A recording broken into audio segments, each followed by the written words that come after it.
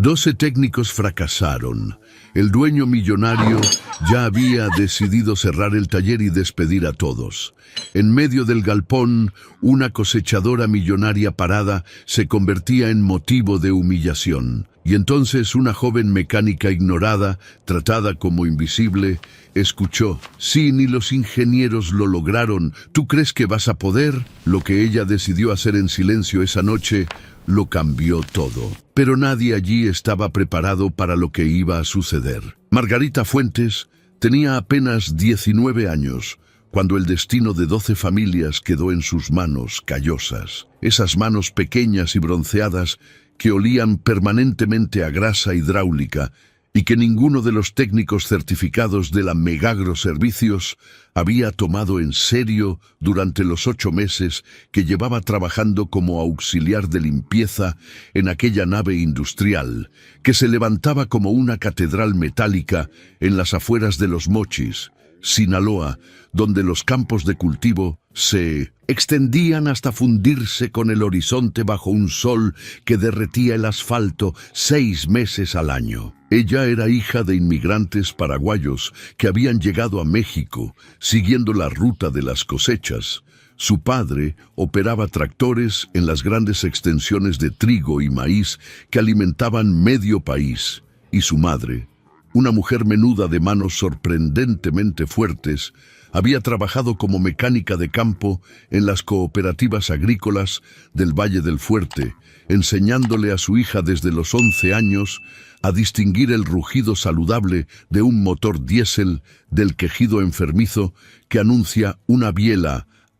y punto de romperse, a identificar por el tacto cuando una manguera hidráulica estaba a punto de reventar, a leer en las manchas de aceite sobre el piso de tierra las historias completas de transmisiones agonizantes y sistemas de inyección desajustados. La Megagro Servicios no era una oficina cualquiera de esas que abundan en las zonas agrícolas donde muchachos recién salidos de la secundaria cambian filtros y aprietan tuercas. No, señor. Aquel complejo era el orgullo personal de Enrique Castañeda, un productor agrícola que a sus 60 años controlaba más de 15.000 hectáreas de cultivo mecanizado repartidas entre Sinaloa y Sonora, un hombre que había construido un imperio sobre la tierra roja del norte mexicano y que 5 años atrás había invertido 4 millones de pesos en levantar aquella nave de mantenimiento con puente grúa de 20 toneladas, equipos de diagnóstico electrónico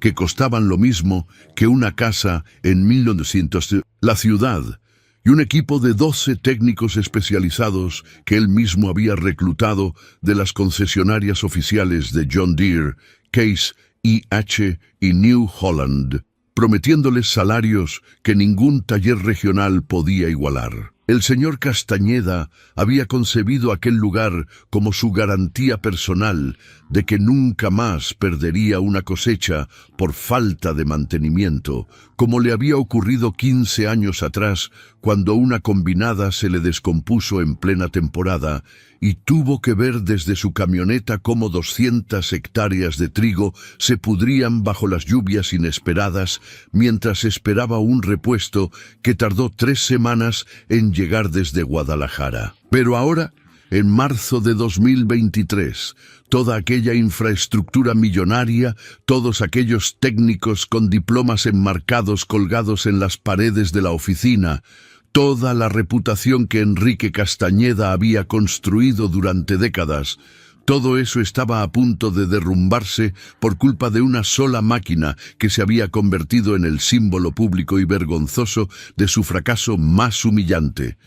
Una cosechadora John Deere S680, equipada con motor PowerTech PSS de 9 litros y 340 caballos de fuerza. Una bestia tecnológica que cuando nueva había costado 2.600.000 pesos y que ahora llevaba 18 meses convertida en un monumento a la incompetencia, estacionada al fondo de la nave como un elefante muerto que nadie se atrevía a tocar ya. Esa máquina no era una cosechadora común de esas que levantan maíz en parcelas planas. No, La S-780 había sido adquirida específicamente para operar en los terrenos de topografía irregular de la zona serrana, donde se requerían el sistema de nivelación lateral automático y la plataforma de corte Draper de 12 metros de ancho que solo ese modelo ofrecía, características técnicas que justificaban su precio estratosférico. Durante su primera temporada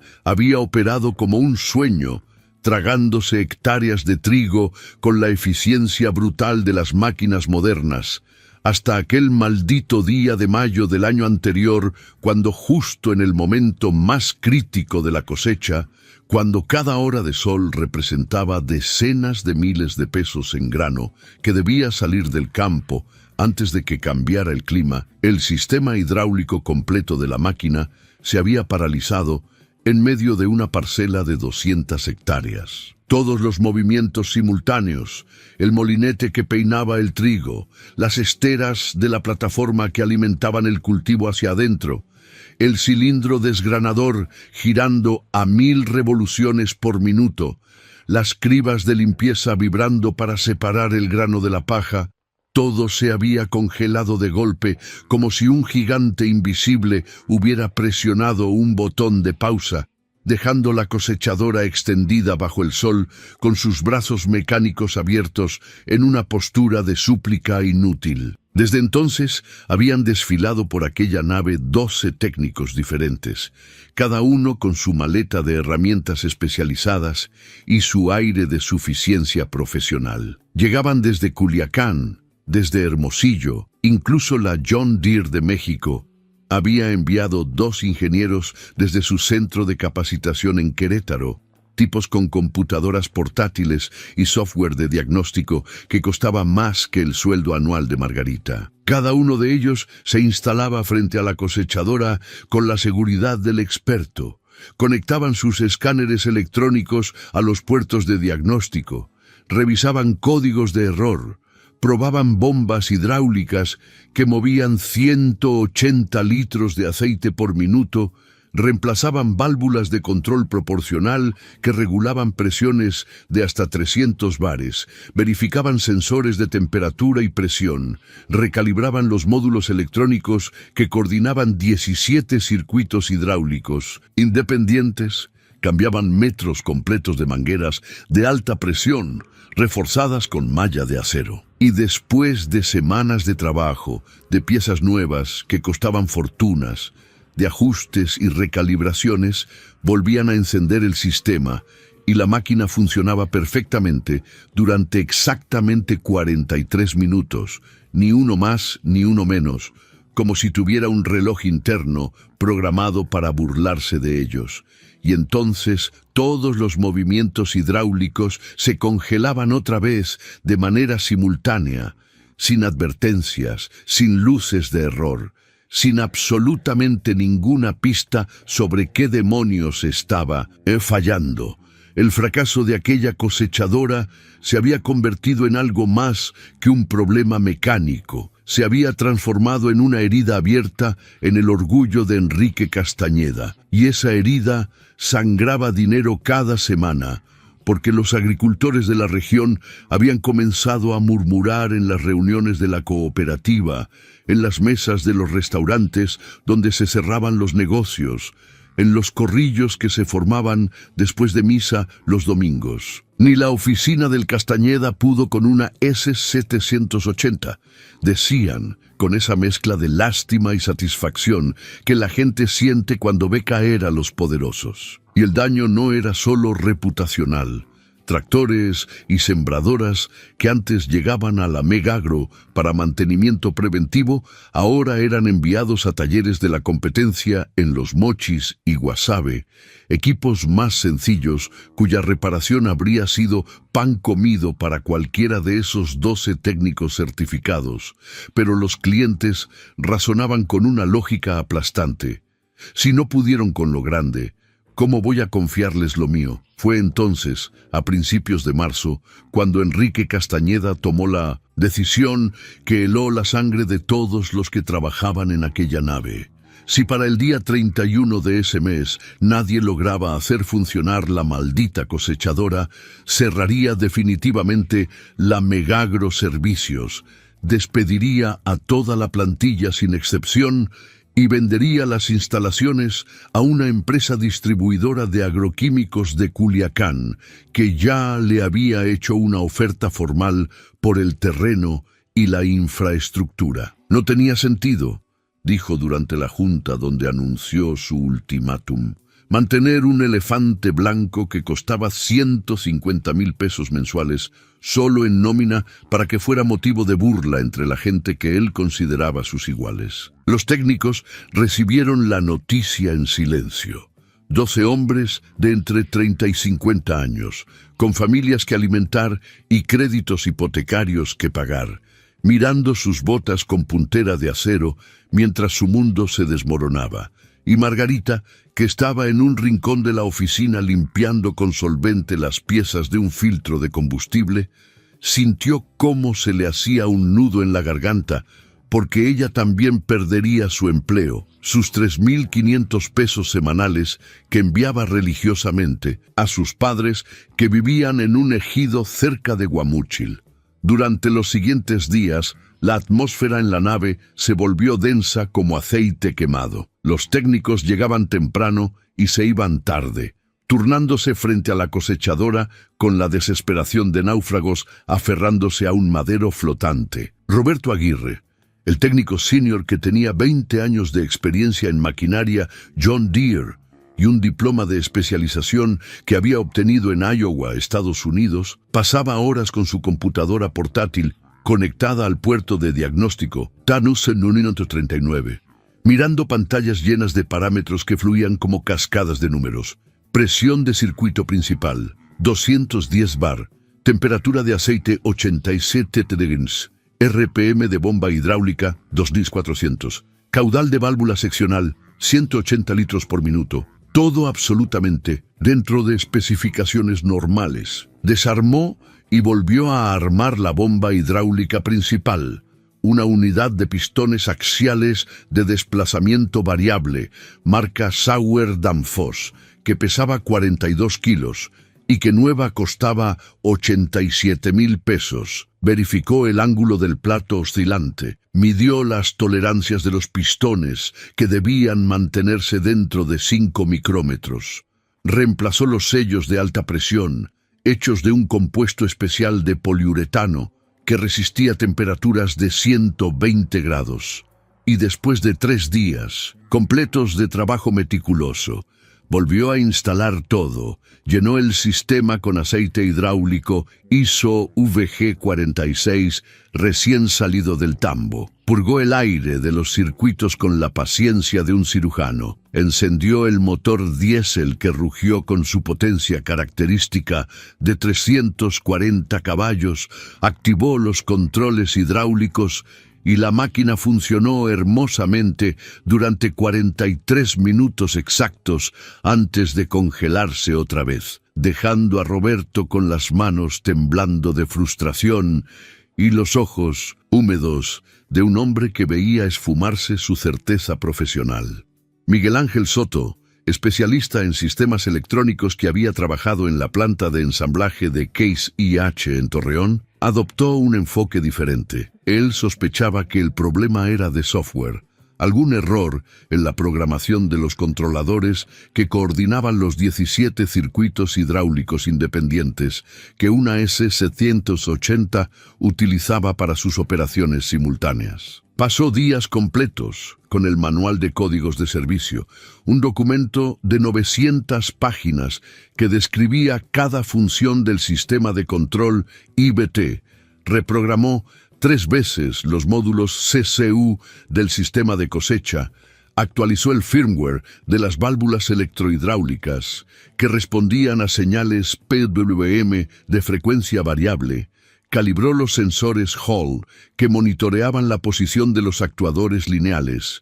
verificó cada maldito cable del arnés principal que contenía más de 200 conductores, corriendo a través de conectores sellados Deutsch que costaban 1,200 pesos cada uno. Y después de invertir una semana de trabajo obsesivo que lo hizo dormir apenas 4 horas por noche, la cosechadora arrancó perfectamente. Ejecutó todos sus movimientos con la precisión que solo las máquinas modernas, controladas por computadora, pueden lograr. Y exactamente 43 minutos después, se paralizó con la misma regularidad inexplicable de un fenómeno natural. Margarita observaba todo esto desde su posición invisible de auxiliar de limpieza. Nadie le preguntaba su opinión. Nadie volteaba a verla cuando ella se acercaba con su carrito de herramientas a recoger las llaves de torque, las extensiones, los dados que los técnicos dejaban tirados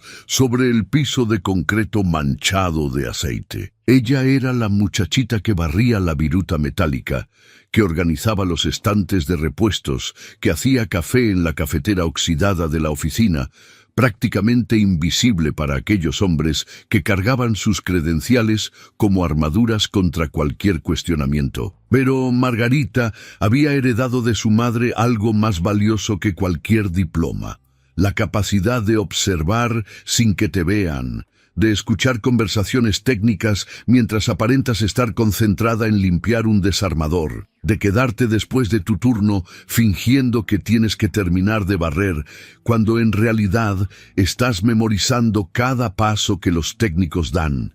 cada herramienta que usan, cada medición que toman. Una tarde, cuando el supervisor Joaquín Bermúdez, un hombre de 50 años, con una barriga prominente que le colgaba sobre el cinturón de cuero y que ya había comenzado a actualizar su currículum en LinkedIn porque sabía que el cierre era inevitable, estaba fumando un cigarro junto a la cosechadora con la mirada perdida de quien ha aceptado la derrota. Margarita se acercó limpiando sus manos en un trapo rojo manchado de grasa que guardaba siempre en el bolsillo trasero de su pantalón de mezclilla desgastado. Su voz salió más temblorosa de lo que hubiera querido cuando le dijo que tal vez ella podría intentar revisar la máquina, no para repararla, porque obviamente no tenía la experiencia de los especialistas, pero tal vez solo para observarla de una manera diferente, usando una aproximación que a lo mejor ninguno de los técnicos anteriores había probado. Joaquín la miró como se mira a un niño que acaba de decir algo tiernamente absurdo. Le dio una fumada larga a su cigarro, dejó salir el humo por la nariz y le preguntó con esa condescendencia que duele más que cualquier insulto directo si ella realmente creía que podría encontrar algo que 12 técnicos certificados, incluyendo 2 ingenieros enviados por la maldita John Deere, no habían podido encontrar. Margarita bajó la mirada hacia sus botas de trabajo que habían sido de su padre y que le quedaban un número más grandes. Sintió cómo la sangre le subía a las mejillas, pero algo en su interior, tal vez la voz de su madre que siempre le decía que las máquinas hablan con quien sabe escucharlas, la hizo levantar la vista y decirle que no perdía nada con intentarlo, que de todas formas ya iban a cerrar el taller y que ella no cobraría ni un peso extra por hacerlo. Joaquín tiró la colilla del cigarro al piso, la apagó con la punta de su bota y se encogió de hombros con esa resignación absoluta del hombre que ya no tiene nada más que perder. Le dijo que hiciera lo que quisiera, que total la máquina ya estaba condenada y que si ella quería perder su tiempo libre mirando una cosechadora muerta era su problema, pero que no esperara ningún milagro porque esa pinche máquina estaba maldita y que si los ingenieros de Querétaro no pudieron, menos iba a poder un auxiliar de limpieza que ni siquiera había terminado la preparatoria. Margarita comenzó esa misma noche, cuando todos los demás ya se habían marchado, y la nave quedó iluminada únicamente por las lámparas de emergencia que proyectaban sombras alargadas sobre las paredes de lámina. No encendió la cosechadora, no conectó ningún escáner electrónico, no tocó una sola herramienta. Simplemente se sentó en el piso de concreto frío junto a la máquina enorme, con las piernas cruzadas y la espalda apoyada contra una de las llantas gigantescas que medían casi 1,80 m de altura, y sacó de su mochila raída algo que ninguno de los 12 técnicos anteriores había considerado necesario consultar con verdadera atención: el manual técnico completo de la John Deere ST-180, un documento encuadernado de 647 páginas que pesaba como un ladrillo y que ella había conseguido después de pedirle prestado al supervisor el código de acceso al portal de soporte técnico de la marca. Aquellas páginas no contenían instrucciones simplificadas para mecánicos de campo, no eran diagramas coloridos diseñados para capacitaciones rápidas. No, señor. Aquel era el manual de ingeniería completo, el documento sagrado donde los diseñadores de John Deere en Moline, Illinois, habían plasmado cada decisión técnica, cada sistema de respaldo, cada válvula de seguridad, cada sensor redundante, cada circuito alternativo que convertía a una cosechadora moderna en algo infinitamente más complejo que los tractores que su padre operaba. Mientras afuera los grillos cantaban en los campos de cultivo y el viento nocturno hacía rechinar las láminas del techo, Margarita leyó página tras página, bajo la luz amarillenta de una lámpara portátil que había conectado a una extensión eléctrica, tomando notas en un cuaderno escolar de espiral donde dibujaba con lápiz los esquemas de los circuitos hidráulicos, numerando cada válvula, identificando cada bomba auxiliar, trazando con diferentes colores las líneas de presión, las de retorno, las de drenaje, las de pilotaje que operaban las válvulas principales. El sistema hidráulico de aquella máquina era una sinfonía de complejidad deliberada. La bomba principal de pistones axiales alimentaba un distribuidor maestro, que a su vez alimentaba 17 circuitos independientes, cada uno con su propia válvula de control proporcional que respondía a señales eléctricas generadas por el módulo CCU según los comandos del operador y las lecturas de 73 sensores distribuidos por toda la cosechadora. Había un circuito exclusivo para la plataforma de corte, otro para el molinete que giraba peinando el trigo, otro para las esteras alimentadoras, otro para el cilindro desgranador, otro para los sacapajas, otro para las cribas de limpieza, otro para el elevador de grano limpio, otro para el sinfín de descarga, y así hasta completar todos los movimientos simultáneos que permitían a esa máquina cosechar 4 hectáreas por hora en condiciones óptimas. Y cada uno de esos circuitos operaba a presiones diferentes según la carga de trabajo, desde 90 bares para movimientos ligeros hasta 280 bares para las funciones que requerían fuerza bruta, y todo ese aceite hidráulico, 120 litros completos de fluido ISO VG46, que debía mantener sus propiedades lubricantes y su viscosidad precisa incluso cuando alcanzaba temperaturas de 100 grados Celsius bajo el sol del Valle del Fuerte, circulaba a través de kilómetros de mangueras reforzadas, pasaba por intercambiadores de calor, atravesaba filtros de malla metálica que debían atrapar partículas mayores a 10 micrómetros sin restricción excesiva del flujo. Durante 3 días completos, Margarita llegó a la nave 2 horas antes del inicio de su turno y se quedaba 3 horas después de que todos se marchaban. Joaquín la veía llegar con su mochila y su termo de café aguado. La veía sentarse junto a la cosechadora con ese manual gigante abierto sobre su regazo y movía la cabeza con una mezcla de lástima y respeto, porque al menos la muchachita tenía la voluntad de intentarlo, aunque fuera una causa perdida. Los otros técnicos ni siquiera le dirigían la palabra, demasiado hundidos en su propia desesperación como para prestarle atención a la auxiliar de limpieza que ahora se había vuelto estudiante nocturna de ingeniería hidráulica. Fue en la madrugada del tercer día, cuando Margarita ya llevaba leídas 400 páginas y sus ojos ardían de cansancio, que encontró algo en el apéndice técnico D, sección 4. 7. Subsección C, escrito en letras pequeñas que parecían diseñadas para ser ignoradas. Sistema de filtración secundaria en circuito de retorno alternativo. El texto describía un componente que ella no había visto mencionado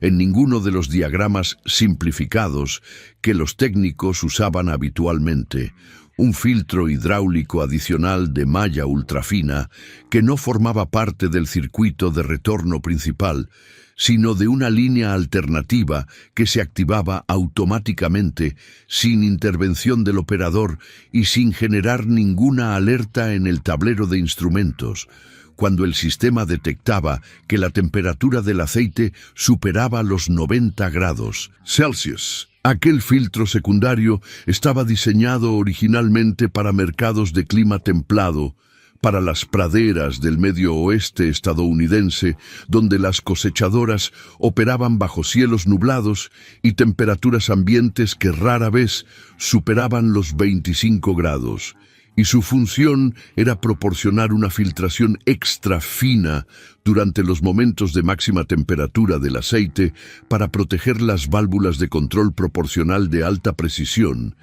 Esas válvulas carísimas, donde tolerancias de fabricación de apenas 3 micrómetros hacían la diferencia entre un funcionamiento perfecto y un fallo catastrófico. Pero lo más importante, lo que hizo que el corazón de Margarita comenzara a latir más rápido mientras releía ese párrafo técnico 3 veces para asegurarse de haber entendido correctamente, era la ubicación física de ese filtro secundario. Estaba instalado dentro del depósito hidráulico principal, completamente sumergido en los 120 litros de aceite, inaccesible sin drenar todo el sistema, invisible a menos que supieras exactamente dónde buscar. Y había algo más, un detalle que los ingenieros de John Deere habían considerado lo suficientemente importante como para escribirlo en letra negrita. La activación del circuito secundario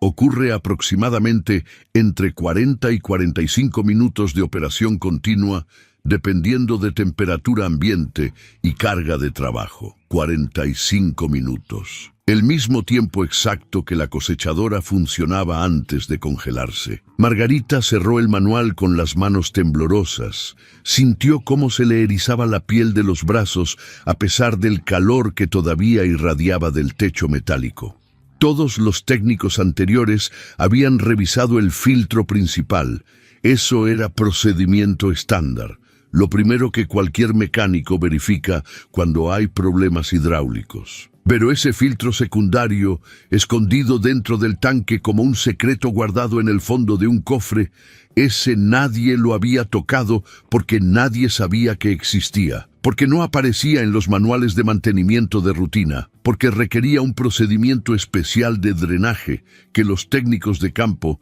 normalmente no realizaban a menos que hubiera una contaminación severa confirmada del aceite. La mañana siguiente, cuando Joaquín llegó a la nave bostezando y arrastrando los pies con la resignación de un hombre que cuenta los días que le quedan de empleo, encontró a Margarita esperándolo junto a su oficina, con el manual técnico bajo el brazo y una determinación en la mirada que lo hizo detenerse. Ella le explicó su teoría con una voz que intentaba sonar segura, pero que todavía temblaba por los nervios. Si el filtro secundario estaba obstruido o colapsado, el circuito de retorno alternativo se bloquearía cada vez que la temperatura del aceite alcanzara el punto de activación, creando una presión trasera que eventualmente paralizaría todo el sistema hidráulico de manera simultánea. Era exactamente el comportamiento que la máquina mostraba.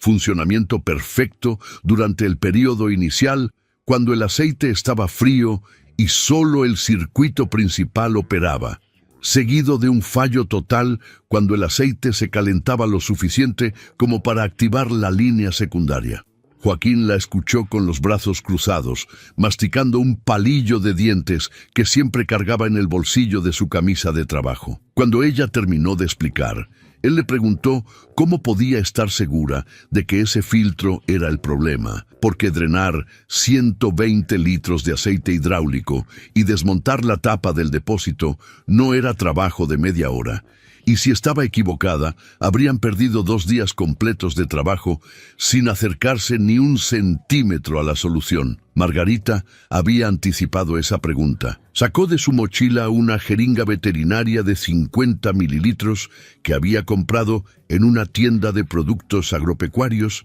y le dijo que podía tomar una muestra del aceite del depósito y enviarlo a analizar a un laboratorio tribológico en Culiacán, uno de esos lugares especializados que hacen análisis químicos para detectar partículas metálicas en suspensión, desgaste de componentes, contaminación con agua o combustible. Si el filtro secundario estaba colapsado y desintegrándose, el aceite estaría lleno de partículas ferrosas, microscópicas, pedacitos de la malla metálica que se había estado desprendiendo gradualmente y contaminando todo el fluido. El problema era el costo. El análisis tribológico completo costaba 350 pesos y tardaba 2 días en entregar resultados. Joaquín hizo un gesto de impotencia, explicándole que el presupuesto de la oficina estaba congelado desde hacía meses, que el señor Castañeda había dado órdenes de no autorizar ni un peso más en esa cosechadora maldita, porque ya había tirado casi 200,000 pesos en repuestos y diagnósticos que no sirvieron para nada. Pero Margarita ya había tomado su decisión. Sacó de su cartera 3 billetes de 100 pesos arrugados y un billete de 50, parte del dinero que había ahorrado de sus últimas 3 quincenas para enviar a sus padres, y le dijo a Joaquín que ella pagaría el análisis, que solo necesitaba su autorización para tomar la muestra de aceite, y que si estaba equivocada, asumiría su error y no volvería a molestar a nadie con sus teorías de principiante. Joaquín la miró durante un largo momento. Vio la determinación en los ojos verdes de esa muchachita flaca que limpiaba pisos y organizaba herramientas. Vio en ella algo que había perdido hacía tiempo, tal vez esperanza o tal vez simplemente la terquedad de quien todavía no ha aprendido que algunas batallas no se pueden ganar. Finalmente asintió con la cabeza, le dio el visto bueno para que tomara la muestra y le advirtió que si el señor Castañeda se enteraba de que estaban gastando tiempo en esto, probablemente los correría a ambos antes de la fecha límite. Margarita extrajo 50 mililitros de aceite directamente del depósito hidráulico, usando un puerto de drenaje que encontró debajo de la máquina. Llenó con cuidado un frasco de vidrio esterilizado que había conseguido en una farmacia, lo etiquetó con letra clara, indicando el modelo de la máquina y el número de serie. Y esa misma tarde tomó el autobús hacia Culiacán. Viajó durante 2 horas por la carretera federal mientras el paisaje de campos cultivados pasaba por la ventana sucia. Llegó al Laboratorio Análisis Tribológicos del Noroeste justo antes de que cerraran. Pagó los 350 pesos en efectivo y le dijeron que los resultados estarían listos el jueves por la tarde. Regresó a Los Mochis con apenas 50 pesos en su cartera, suficiente para comer tortillas con frijoles durante el resto de la semana, pero con una certeza creciendo en su pecho como una semilla que acaba de romper la tierra y busca la luz del sol. El jueves llegó a la nave más temprano que nunca. Se obligó a cumplir con sus tareas de limpieza, aunque cada minuto se sentía como una hora, y a las 4 de la tarde, cuando recibió la llamada del laboratorio diciéndole que su reporte estaba listo, pidió permiso a Joaquín para salir 1 hora antes, con promesa de reponer el tiempo al día siguiente. El sobre Manila que le entregaron en el laboratorio pesaba apenas unos gramos, pero contenía la verdad que había estado oculta durante 18 meses. Margarita lo abrió parada en la banqueta, bajo un árbol de mezquite que daba sombra irregular. y leyó los números que confirmaban su teoría con una precisión que no dejaba lugar a dudas. Concentración de partículas ferrosas de entre 10 y 20 micrómetros. 820 partes por millón. El técnico del laboratorio había escrito una nota al pie del reporte. Valores normales para este tipo de sistema. Máximo 30 partes por millón. Esta concentración indica desintegración severa de elemento filtrante metálico. Margarita regresó a la Megagro Servicios con el reporte del laboratorio doblado cuidadosamente dentro del bolsillo delantero de su camisa a cuadros desteñida, y su corazón latía tan fuerte que podía sentir las pulsaciones en las sienes mientras caminaba por la nave buscando a Joaquín, quien estaba junto a uno de los técnicos revisando la orden de trabajo de un tractor que acababan de traer para cambiarle los sellos de los cilindros hidráulicos del sistema de levante. Cuando ella le mostró el reporte, cuando puso frente a sus ojos cansados esos números implacables que indicaban una concentración de partículas ferrosas 27 veces superior al límite aceptable, Joaquín dejó escapar un silbido largo y bajo, el sonido que hace un hombre cuando confirma una sospecha que no quería tener, y le dijo que tenía que mostrarle eso al señor Castañeda inmediatamente, porque si había, aunque fuera una posibilidad remota, de que esa muchachita tuviera razón, valía la pena intentar un último esfuerzo antes de que cayera la guillotina definitiva sobre todos sus empleos. Enrique Castañeda llegó a la oficina 20 minutos después, conduciendo su camioneta Ram 3500 negra, que brillaba bajo el sol de marzo, como si la acabaran de sacar de la agencia, y cuando bajó del vehículo con sus botas de piel de avestruz, que costaban más que el sueldo mensual de Margarita, y su camisa de vestir manga larga, que ni siquiera mostraba una gota de sudor a pesar del calor, ella sintió que las rodillas se le aflojaban, porque aquel hombre irradiaba el tipo de autoridad que solo da el dinero acumulado durante generaciones. Joaquín le explicó la situación en la oficina, con Margarita parada junto a la puerta, sintiéndose pequeña e invisible, mientras el supervisor describía la teoría del filtro secundario, mostraba el reporte del laboratorio, explicaba que la única forma de confirmar si eso era realmente el problema sería drenar completamente el sistema hidráulico y abrir el depósito para inspeccionar físicamente ese componente que ninguno de los 12 técnicos anteriores había considerado relevante, porque ni siquiera sabían que existía. Enrique Castañeda tomó el reporte entre sus manos grandes y callosas, manos que a pesar de sus años en oficinas corporativas y juntas de consejo todavía conservaban la dureza de quien trabajó la tierra durante su juventud,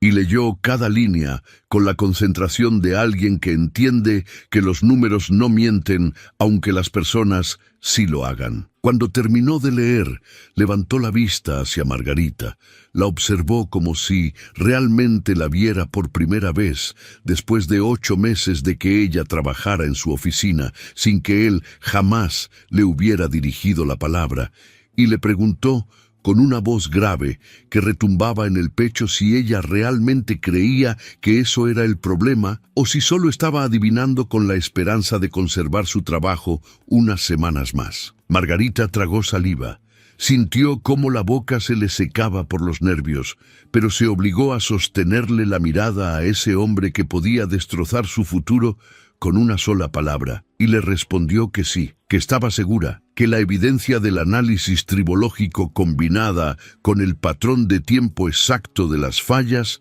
apuntaba inequívocamente hacia un componente filtrante en proceso de desintegración que solo afectaba el sistema cuando la temperatura activaba el circuito secundario, y que si él le daba permiso ella misma, supervisaría todo el proceso de drenaje y desmontaje, porque había estudiado el procedimiento completo en el manual de servicio, y sabía exactamente qué pasos seguir. Enrique se quedó callado durante lo que pareció una eternidad, mirando alternativamente el reporte y a la muchachita que lo había pagado de su propio bolsillo, y finalmente asintió con la cabeza de esa manera brusca que tienen los hombres acostumbrados a tomar decisiones rápidas. Le dijo a Joaquín que autorizara el trabajo, que pusieran a 2 técnicos a ayudar con el drenaje y el desmontaje, porque no podían permitirse lesiones por levantar componentes pesados sin ayuda adecuada, y que si efectivamente encontraban un filtro colapsado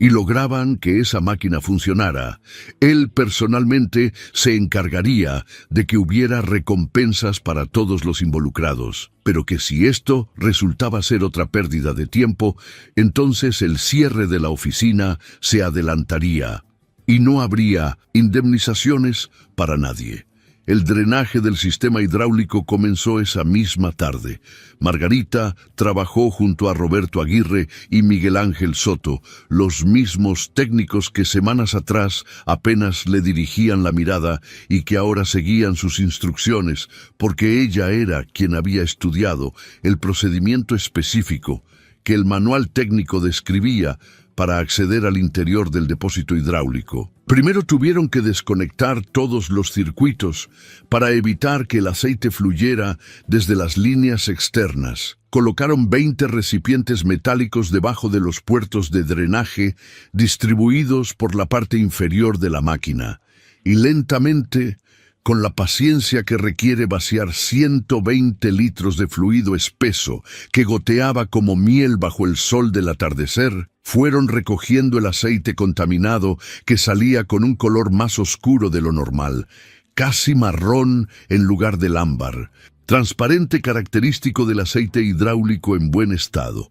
El drenaje completo tomó 3 horas, porque no podían simplemente abrir las válvulas al máximo y dejar que el aceite saliera a borbotones. Necesitaban controlar el flujo para evitar derrames y porque el manual advertía específicamente sobre el riesgo de crear vacío dentro del depósito que podía colapsar las paredes internas si el aire no entraba de manera controlada. Mientras el aceite goteaba con ese sonido metálico de líquido cayendo en recipientes de lámina, Margarita explicaba a los 2 técnicos por qué ese filtro secundario era un punto de falla crítico, cómo su diseño original para climas templados no contemplaba las temperaturas extremas del Valle del Fuerte, donde el sol de mayo y junio convertía las cabinas de las cosechadoras en hornos móviles, como la activación repetida del circuito secundario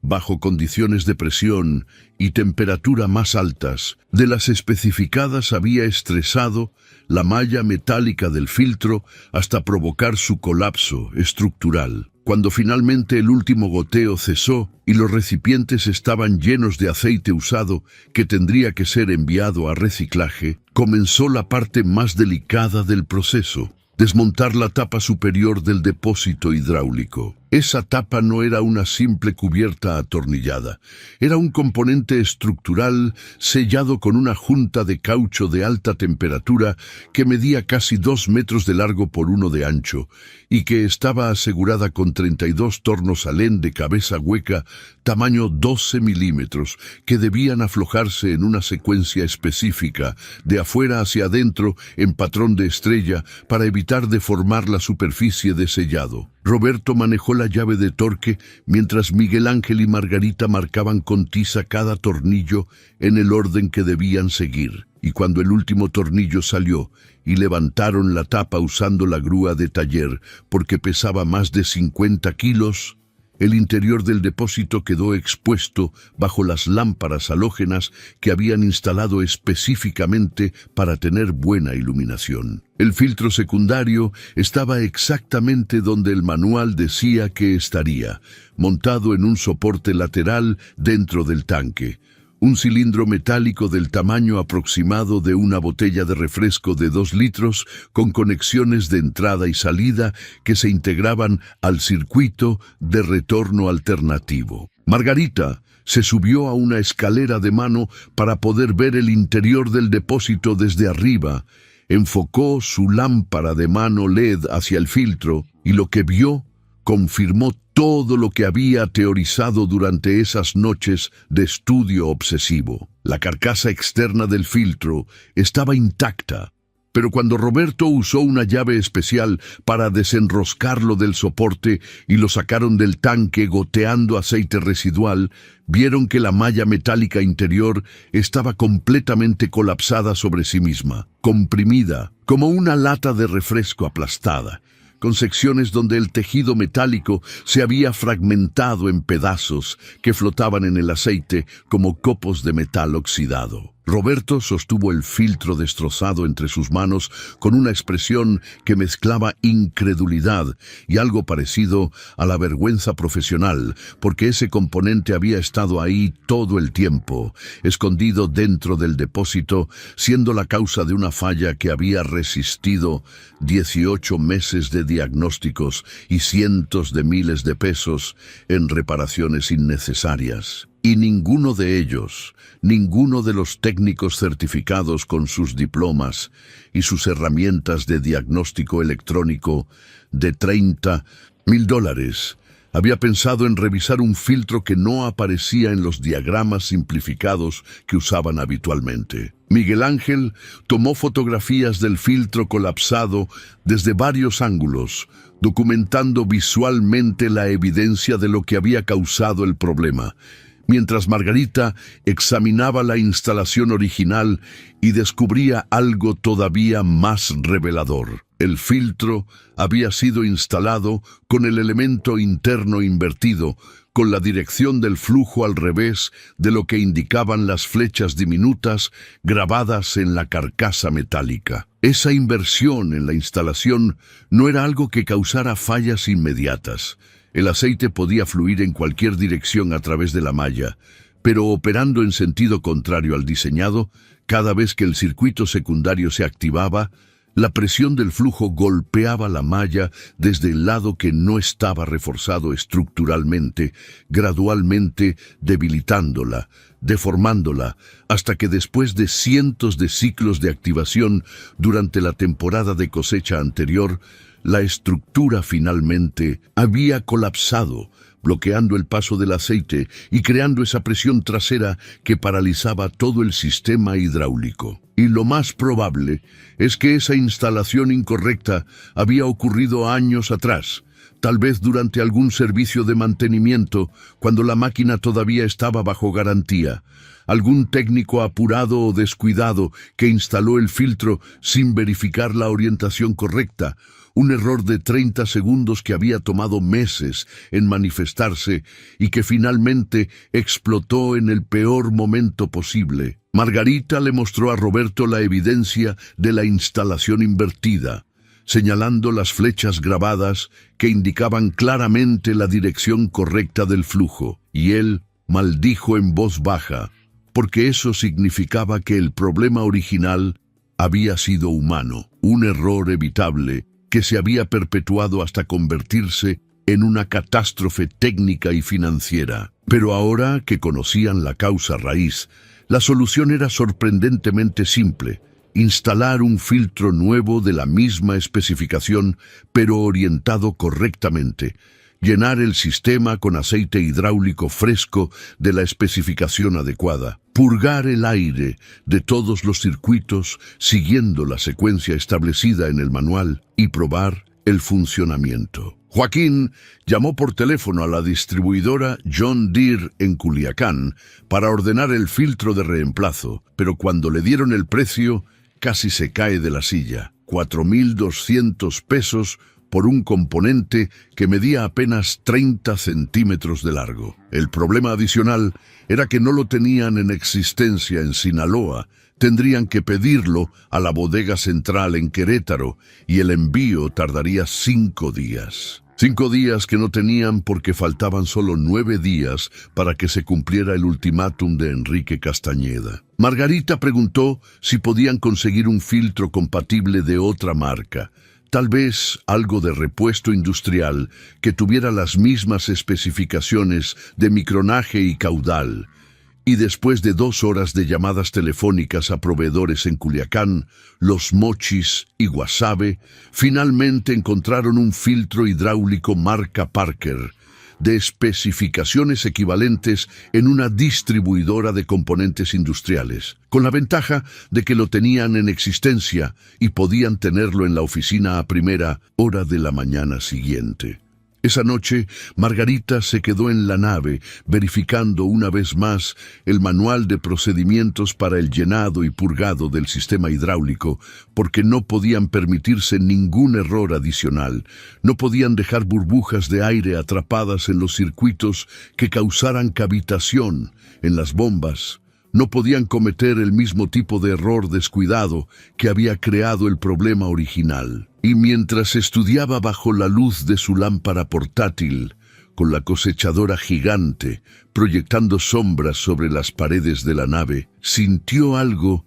que no había sentido en mucho tiempo, tal vez desde que era niña, y su madre le explicaba por primera vez cómo el corazón de una máquina no estaba en el motor, sino en todos los pequeños componentes que nadie ve, pero sin los cuales nada funciona. El filtro Parker llegó a las 7 de la mañana del viernes en una caja de cartón sellada con cinta industrial, y Margarita lo desenvolvió sobre la mesa de trabajo con el cuidado de quien maneja algo más valioso que su propio peso en oro, porque ese cilindro metálico de 30 centímetros representaba la diferencia entre la salvación y la ruina para 13 familias contando la suya propia. Roberto y Miguel Ángel ya estaban esperando junto a la cosechadora con las herramientas preparadas, y esta vez no había condescendencia en sus miradas, sino algo parecido al respeto, porque esa muchachita de 19 años les había enseñado una lección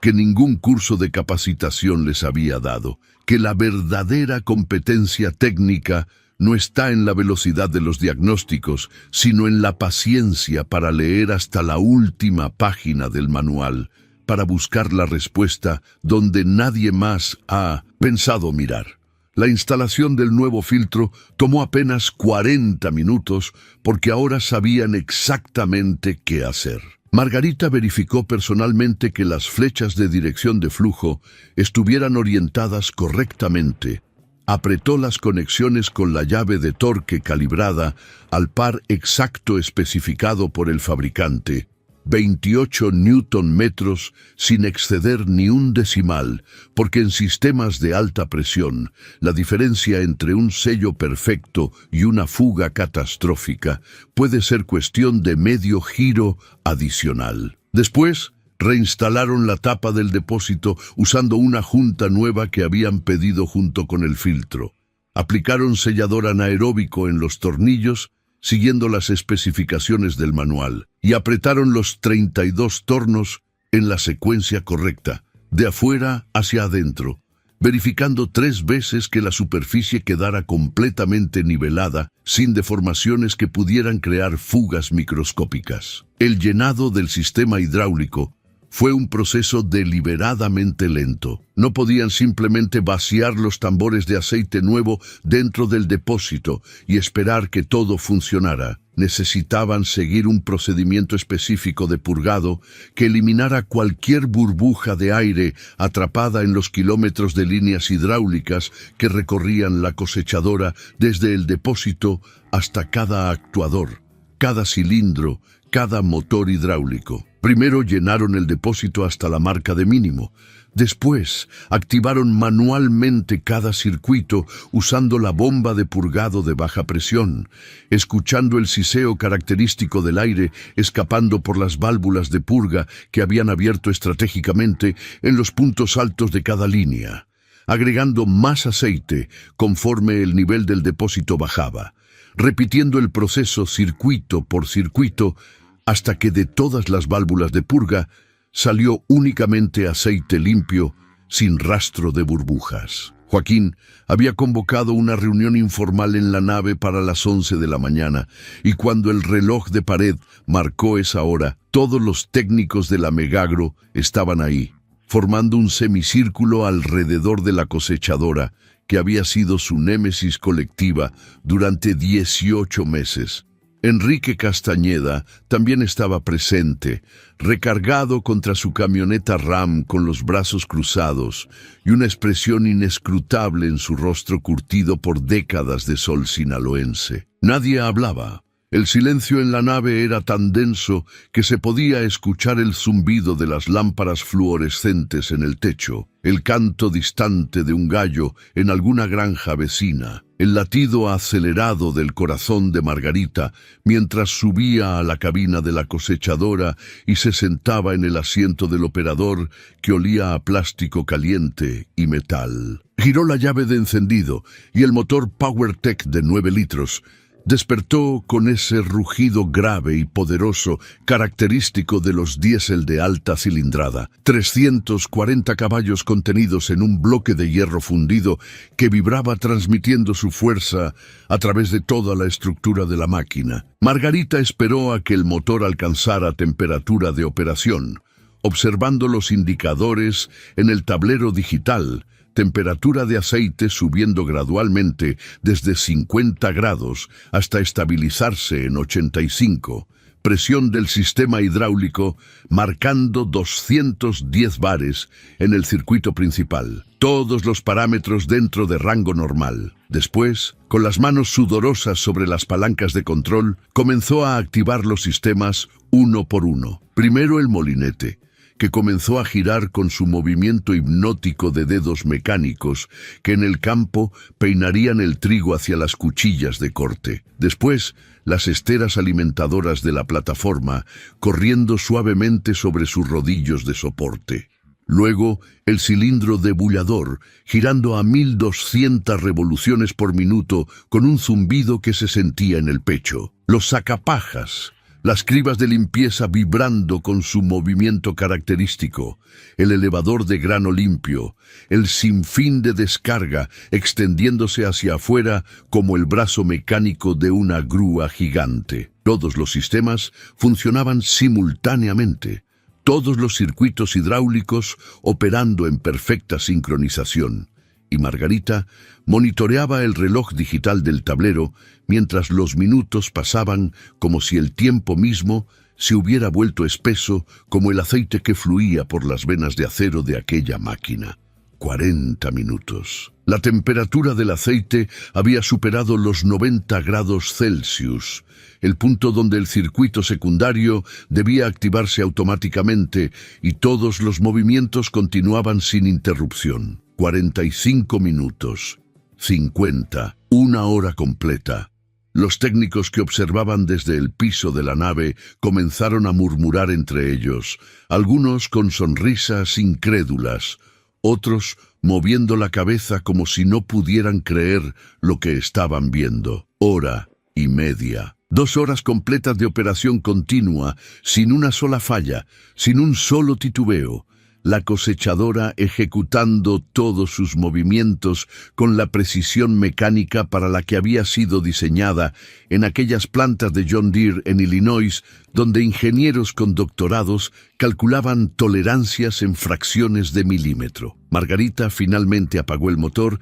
cuando el reloj marcaba 2 horas y 17 minutos de funcionamiento ininterrumpido. El silencio que siguió al cese del rugido del diésel fue tan profundo que parecía tener peso propio. Ella bajó de la cabina con las piernas temblando, no por cansancio, sino por la descarga de adrenalina que había mantenido durante toda la prueba. Y cuando sus pies tocaron el piso de concreto, Roberto fue el primero en acercarse y extenderle la mano para estrecharla con la firmeza de quien reconoce a un igual. Y después fue Miguel Ángel, y después Joaquín, con los ojos brillantes de emoción contenida, y uno por uno todos los técnicos que semanas atrás apenas le dirigían la mirada, ahora le daban la mano o la palmada en el hombro, que en el lenguaje de los talleres mecánicos significa respeto genuino. Pero Enrique Castañeda permanecía junto a su camioneta, observando la escena con una expresión que Margarita no podía descifrar desde la distancia. Después de unos momentos que se sintieron eternos, el hombre se separó del vehículo y caminó hacia el centro de la nave con esos pasos lentos y medidos de quien carga décadas de certezas que acaban de ser cuestionadas. Se detuvo frente a Margarita.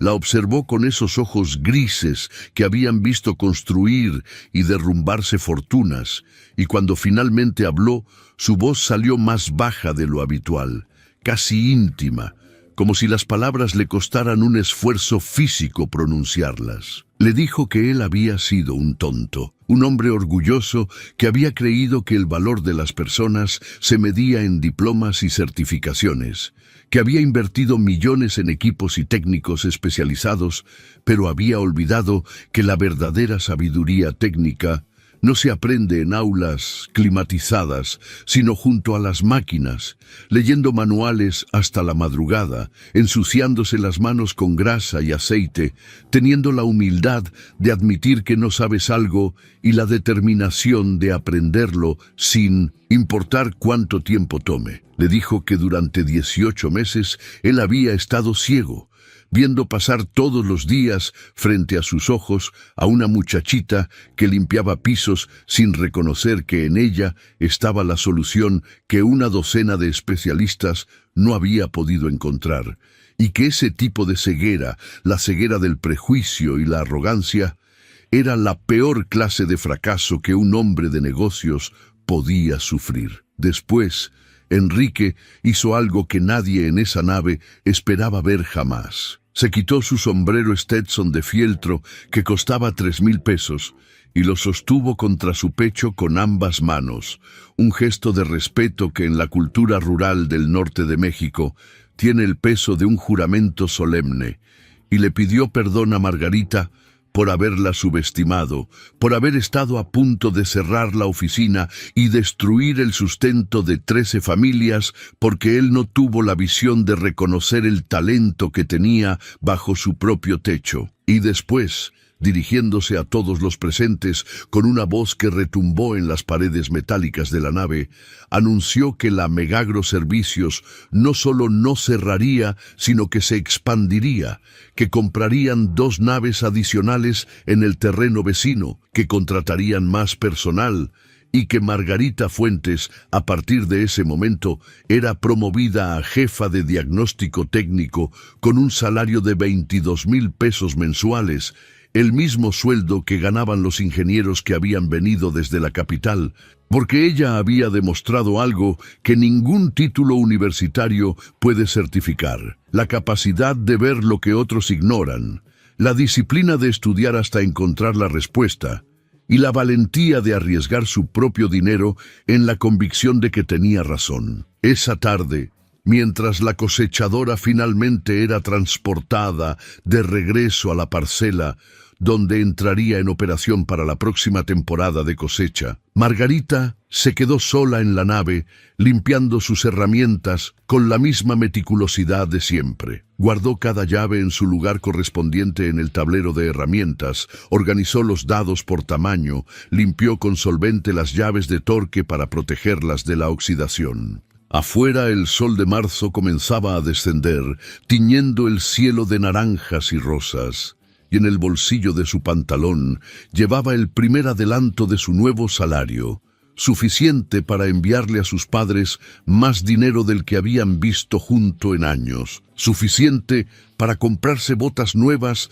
que le quedaran de su talla en lugar de usar las heredadas de su padre. Pero más que el dinero, más que el reconocimiento o el título nuevo, lo que Margarita guardaba en su interior mientras cerraba la puerta de la nave y caminaba hacia la parada del autobús bajo el cielo que se teñía de violeta, era algo que nadie podría quitarle jamás: la certeza absoluta de que ella pertenecía a ese mundo de acero y aceite, que las máquinas le hablaban en un idioma que ella entendía mejor que su propio español mezclado con guaraní,